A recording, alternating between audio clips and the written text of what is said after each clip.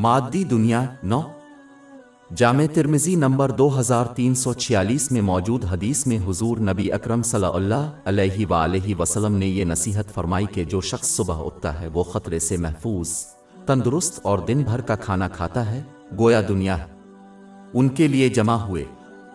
इस दिन और दौर में जहां दुनिया भर में बहुत से लोग गैर महफूज ममालिक में जिंदगी बसर कर रहे हैं, एक मुसलमान जिसे हिफाजत की नेमत मिली है, इसे चाहिए कि अपनी आज़ादी को इस्तेमाल करते हुए अल्लाह ताला की इताअत, इसके अहकाम की तामील करते हुए, इससे परहेज करते हुए इससे इस्तिफादा करे। ममनुआत और तकदीर का मुकाबला नबी करीम सल्लल्लाहु अलैहि वसल्लम की रवायात के मुताबिक सब्र के साथ करना। मिसाल के तौर पर उन्हें बाजमात नमाजों और इल्म के मजहबी इज्तिमाआत के लिए मसाजिद के सफ़र से फ़ायदा उठाना चाहिए।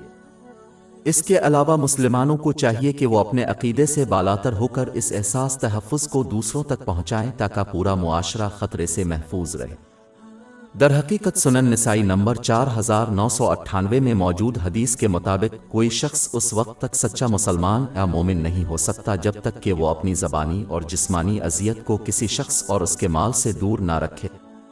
सीधे अल्फाज में, एक मुसलमान को दूसरों के साथ वैसा ही सलूक करना चाहिए जो वो चाहता है कि लोग उनके साथ सलूक करें। एक मुसलमान को अल्लाह ताला की इताअत करते हुए अपनी अच्छी सेहत से फ़ायदा उठाना चाहिए, क्योंकि ये एक ऐसी नेमत है जिसकी अक्सर सही मानों में तारीफ की जाती है जब तक कि वो ज़ाय ना हो जाए। सही बुखारी नंबर 6412 में मौजूद एक हदीस में इसकी तरफ इशारा किया गया है। जो लोग अल्लाह ताला की फरमाबरदारी करते हुए अपनी अच्छी सेहत से फ़ायदा उठाते हैं, उन्हें इसकी ताईद इस वक्त मिलेगी जब वो अपनी सेहत से महरूम हो जाएंगे।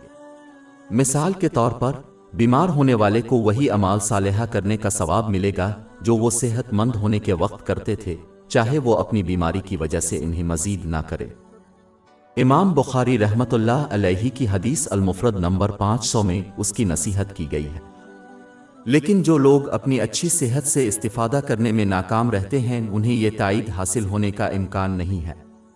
ये जानना ज़रूरी है कि अपनी सेहत से इस्तिफादा करने में इसराफ और फजूल खर्ची से गुरेज करते हुए इस मादी दुनिया में अपनी ज़रूरियात और उनके मोहताजों की ज़रूरियात को पूरा करने की कोशिश करना शामिल है।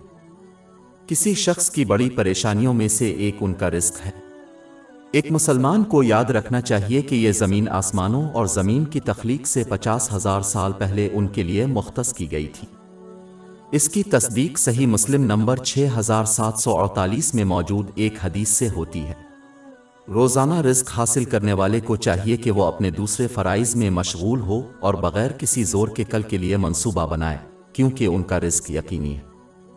आखिर में, अहम हदीस भी सादा तर्ज़ ज़िंदगी को अपनाने की तरगीब देती है, क्योंकि इससे दिमाग और जिस्म का सुकून होता है। मादी दुनिया के गैर ज़रूरी पहलुओं के लिए जितना ज़्यादा कोशिश करेगा, इतना ही ज़्यादा दबाव डालेगा। मिसाल के तौर पर, जिसके पास एक मकान है, इसके पास 2 मकानात के मालिक के मुकाबले में कम तनाव और मामलात से निमटने की ज़रूरत होगी। इसीलिए हुजूर नबी अकरम सल्लल्लाहु अलैहि वसल्लम ने फरमाया है कि सादगी ईमान का हिस्सा है। इसकी तस्दीक सुनन इब्न माजा नंबर 4118 में मौजूद हदीस से हुई है।